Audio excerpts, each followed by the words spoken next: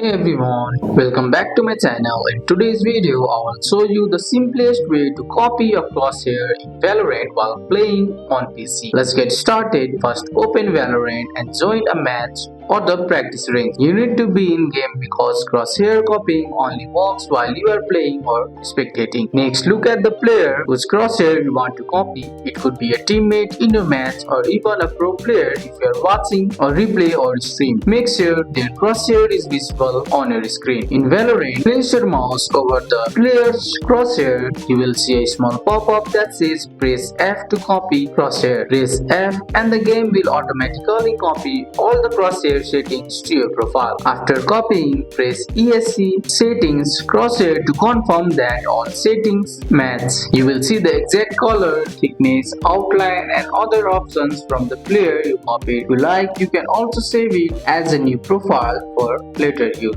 And that's it. We have successfully copied a crosshair in Valorant in game on PC. That's all for today's video, guys. I hope you guys like this video. If you found this video helpful, drop a like, subscribe for more videos. Thanks for watching. See you in the next one.